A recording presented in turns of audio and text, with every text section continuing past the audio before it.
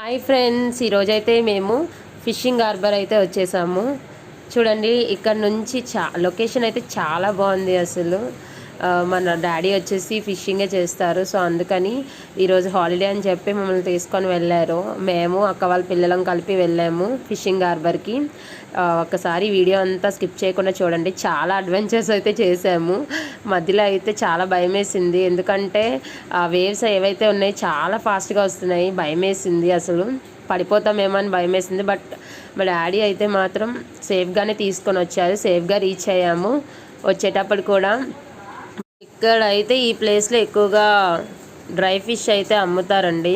చూడండి, ఇక్కడ ఈ రోడ్డు మీదే అలా ఉంటారు ఎండలో వీళ్ళందరూ అమ్మేవాళ్ళు. నిజంగా చాలా బాధ అనిపించింది. చూడండి, చాలా ఎండగా ఉంది బయట అయితే, కానీ వాళ్ళు ఆ టైంలో కూడా చాలా కష్టపడుతున్నారు, అక్కడే ఉంటున్నారు. మనం చాలా వరకు ఏసీలో పనిచేసి కూడా చాలామంది కష్టం అనుకుంటారు. వీళ్ళు కష్టం చూశాక నాకు అనిపించింది చాలా కష్టపడుతున్నారు అని అనిపించింది నాకైతే. మేమైతే చాలా ఎగ్జైటెడ్ అయ్యాము ఇక్కడికి వచ్చేటప్పుడు, ఎందుకంటే చాలా చిన్నప్పుడు షీలా నేను చిన్నప్పుడు వెళ్ళాము. ఆ టైంలో మాకు అసలు తెలియలేదు, అంటే ఫిషింగ్ అనేది ఇలా ఉంటుంది, ఇంత హార్డ్ అని కూడా తెలీదు. కానీ ఈరోజు అయితే నిజంగా మా డాడీ తీసుకెళ్ళిన తర్వాత అర్థమైంది చాలా హార్డ్గా ఉంటుంది. లోపలికి వెళ్ళాక చాలా కష్టపడతారు మా డాడీ. ఆ తర్వాత అర్థమైంది. చూడండి, ఇక్కడ ఎంత అంటే చాలా స్మెల్ కూడా ఉంది, కానీ అంతమంది కూడా వర్క్ చేసుకుంటున్నారు. ఎప్పుడు కూడా మన వర్క్ అనేది మనం ఇష్టపడితే అదేమీ మనకి కనిపించదు అంటారు కదా, కష్టం ఏమీ అనిపించదు అంటారు. అలాగే అనిపించింది. వాళ్ళు కూడా చాలా స్మెల్లో ఉన్నారు, చాలా ఎండగా ఉంది. ప్లేస్ అయితే అస్సలు బాగాలేదు. అయినప్పటికీ కూడా వాళ్ళు అక్కడ కూర్చొని అలా అవి అమ్ముతూనే ఉన్నారు.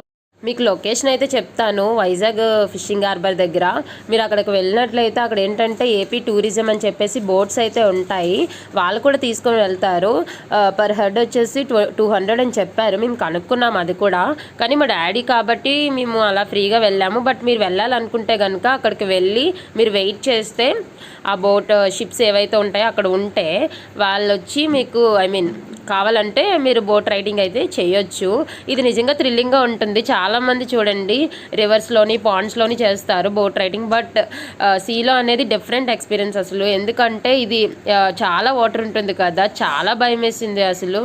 అంటే పడిపోతే పరిస్థితి ఏంటి అనిపించింది, ఎందుకంటే మనకి అక్కడ అంత స్విమ్మింగ్ రాదు, ప్లస్ స్విమ్మింగ్ వచ్చినా కానీ అది చాలా లోతైతే ఉంది. మేము చెక్ చేసాము, షేలా నేను, చాలా లోతుగా ఉంది, చాలా భయం వేసింది. బట్ మా నాన్నగారు చెప్పారు చాలా ధైర్యంగా ఉంటే ఏం కాదు అని చెప్పారు.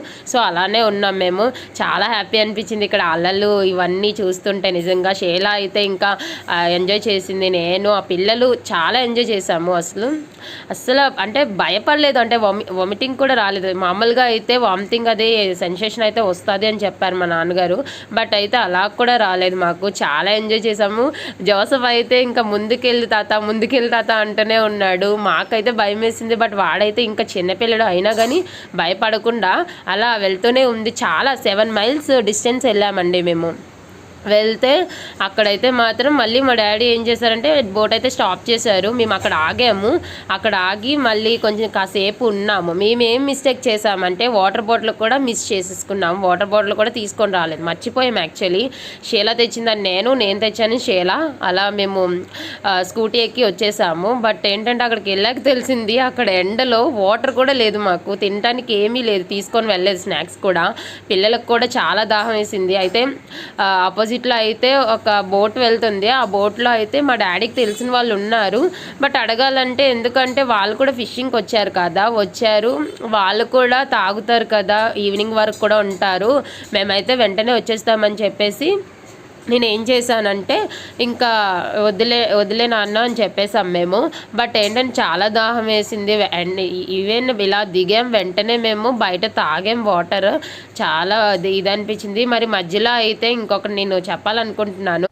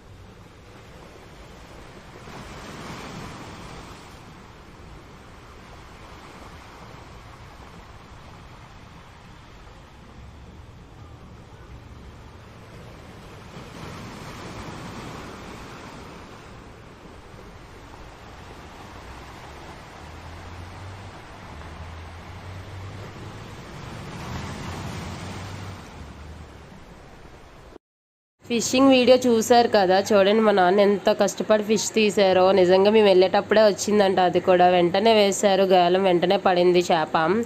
ఇంకా ఈ ఫిష్ అయితే కట్ చేశారు మా నాన్న, అక్కడే కట్ చేసి ఆ బ్యాగ్ ఉంది కదా బ్యాగ్లో వేసుకొని ఇంకా మేము అదే అదే ఇంటికి తీసుకెళ్ళడానికి కానీ పట్టుకెళ్తున్నాము. ఇక్కడ జోసఫ్ అయితే చూడండి వాళ్ళ తాతతో మాట్లాడుతున్నాడు. వీడు ఎప్పుడు ఏదో ఒకటి మాట్లాడుతూనే ఉంటాడు, అక్కడ కూడా అంతే, చాలా అసలు అల్లరి ఎక్కువ. ఇక్కడ చూడండి ఈ చేపలు ఎలా ఉన్నాయో అసలు, అంతా రోడ్డు మీద. ఫిషింగ్ హార్బర్ ఒక్కసారైనా వెళ్ళి విజిట్ చేయండి. ఇంకా మన డాడీ అయితే బోట్ ఇది ఉంది కదా అది అంతా సెట్ చేసి వస్తాను అని చెప్పారు. మేము పెద్ద షిప్స్ ఉంటాయి కదా దాని మీద వెయిట్ చేసాము. అక్కడ నుంచి నేనైతే ఈ క్లిప్ తీశాను. ఇక్కడ ఇవన్నీ చాలా బోట్స్ ఉంటాయి, చాలా షిప్స్ ఉంటాయి. నైట్ టైం అయితే ఇంకా చాలా భయం వేస్తుంది. బట్ మా నాన్నగారు అయితే నైట్ టైమే వెళ్తారు, నైట్ ఫిషింగే చేస్తారు ఎక్కువ. 1 o'clockకి, నైట్ 1 o'clock 2 o'clock అలా వెళ్తూ ఉంటారు. నిజంగా హ్యాట్స్ ఆఫ్ చేయాలనిపించింది చూసినప్పుడు. ఎందుకంటే మనకి నార్మల్గా రోడ్డు మీద నడిచెళ్ళేటప్పుడే మనకు అనిపిస్తూ ఉంటుంది ఎంత కష్టమో అని చెప్పేసి, భయం వేస్తూ ఉంటుంది. బట్ ఏంటంటే అక్కడ సముద్రంలో 1 o'clock 2 o'clock వెళ్తూ ఉంటారు. మా దగ్గర అందరూ వెళ్తారు. బట్ మా నాన్న చూసినట్టు చాలా బాధ అనిపించింది ఆ విషయంలో అయితే. నిజంగా యాక్సెప్ట్ చేయాలనిపించింది. ఇక్కడైతే మాత్రం ఇంకా పడిపోతామేమో అనిపించే టైంకి మళ్ళీ బోట్ అయితే నాన్న స్లో చేశారు. ఈ పెద్ద బోట్ వెళ్తుంటే అందులో వాళ్ళు మాకు హాయ్ చెప్పారు, వాళ్ళు కూడా అందులో ఉన్నారు. నేను ఏం చేశానంటే అలా ఫొటోస్ అయితే తీశాను, వీడియోస్ చాలా తీశాను.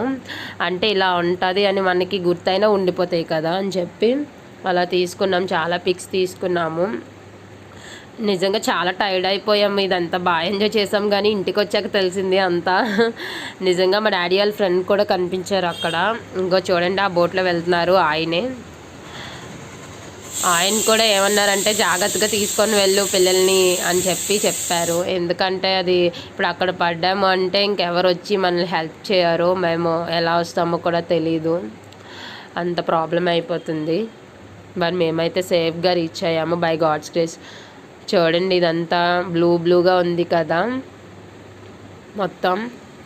నేనైతే హ్యాండ్ అయితే పెట్టాను, హ్యాండ్ లెగ్స్ పెట్టి కొంచెం అలా ఎంజాయ్ చేశాను. ఎందుకంటే వచ్చాము కదా, ఇంకెప్పుడు వస్తామో తెలియదు కదా, సో అందుకనే వెళ్ళినప్పుడే కొంచెం ఎంజాయ్ చేయాలని అలా ఎంజాయ్ చేసాము. బాగుంది నిజంగా. ఆ రోజైతే చాలా హ్యాపీ అనిపించే నాకు.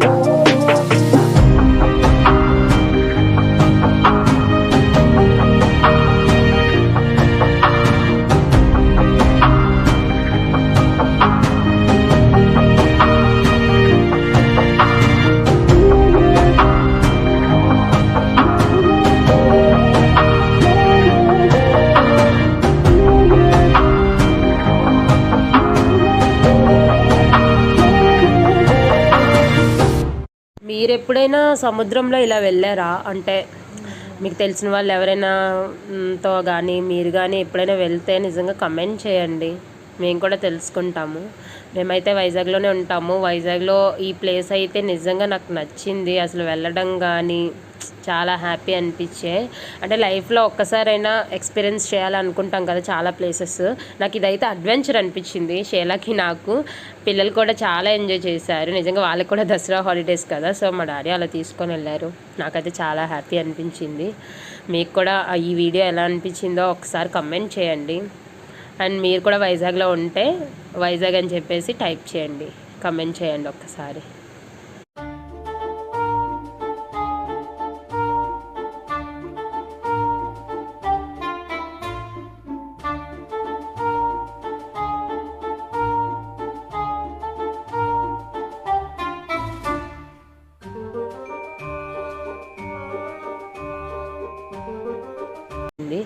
మీకు కూడా ఈ వీడియో ఎలా అనిపించిందో ఒకసారి కమెంట్ చేయండి. అండ్ మీరు కూడా వైజాగ్లో ఉంటే వైజాగ్ అని చెప్పేసి టైప్ చేయండి, కమెంట్ చేయండి ఒక్కసారి.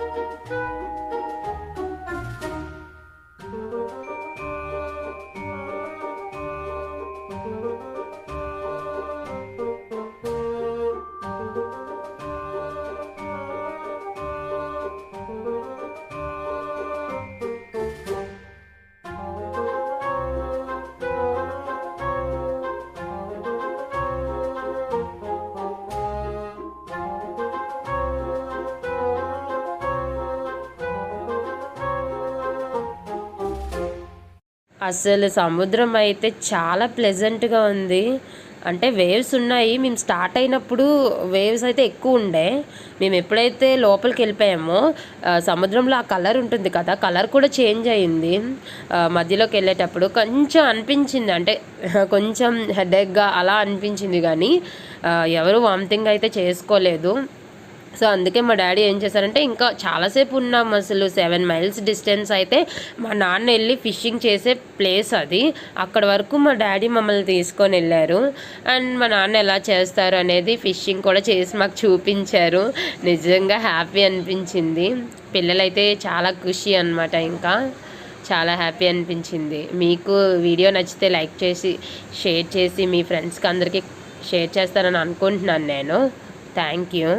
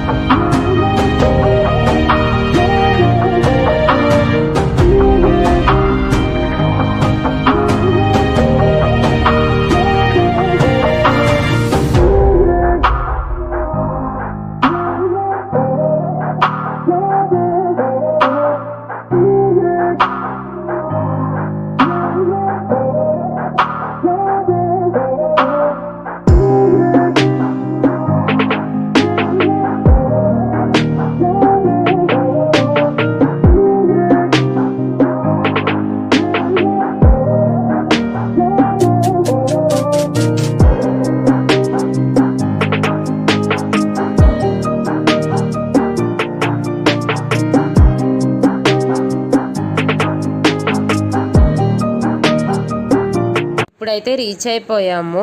వీడియో ఎలా ఉందో కమెంట్ చేయండి. Thank you.